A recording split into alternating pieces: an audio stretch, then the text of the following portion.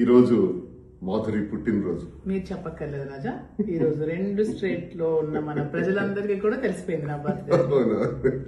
ఇది చాలా తక్కువ మందితో చేసుకుందాం అనుకున్నా, కానీ అందరికీ తెలిసింది. ఏదైనా ప్రజల ఆశీస్సులు మనకున్నాయి, ప్రజలకు వాస్తవాలు చెప్పాల్సినటువంటి అవసరం ఉంది. కాబట్టి నిన్న జరిగినటువంటి ఒక రియల్ ఎస్టేట్ టీం అంతరం కూర్చొని రియల్ ఎస్టేట్ ఎక్స్పాన్షన్ కోసం మాట్లాడే దానిలో జరిగినటువంటి సమావేశం. ఆ సమావేశంలో పార్థు అన్నటువంటి ఒక రియాల్టర్ ఇదంతా ఆర్గనైజ్ చేశారు. కానీ ఆయనకి తెలియదు ఆ ఫామ్ హౌస్ వాళ్లే లైసెన్స్ తీసుకున్నారు, పర్మిషన్స్ తీసుకున్నారని చెప్పారు వాళ్ళు. ఆయన అది క్యాజువల్ గా తీసేసుకున్నాడు. మరి కార్యక్రమాన్ని చేసిన తర్వాత మధ్యలో పోలీసులు 10కి వచ్చారు. మేము 9:30కి అక్కడికి వెళ్ళాం.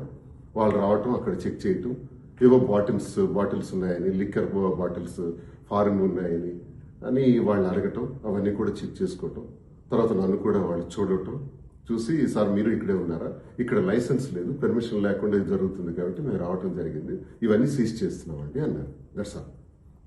చాలా మంది పుట్టినరోజు అక్కడ జరిపామని, డిసెంబర్ 11 మాధురి పుట్టినరోజు కాదు, డిసెంబర్ 12 మాధురి పుట్టినరోజు, ఇప్పుడు పుట్టినరోజు జరుపుకున్నాం.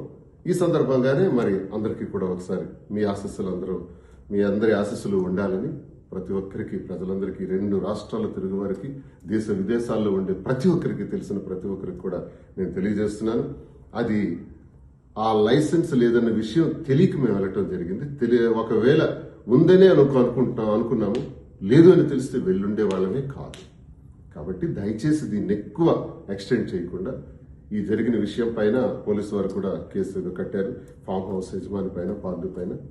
సో ఎటువంటి అరెస్టులు జరగలేదు. ఇదంతా అబద్ధం, అభూత కల్పన అని ప్రతి ఒక్కరికి తెలియజేస్తూ, ప్రజల కోసం నిత్యం పనిచేసే వ్యక్తులుగా క్రమశిక్షణతో ఎలా ముందుకు అడుగేయాలనే దానిలో మేము ముందుంటామని తెలియజేస్తూ, ప్రతి ఒక్కరి ఆశీస్సులు, సహాయ సహకారాలు ఉండాలని కోరుకుంటున్నాం.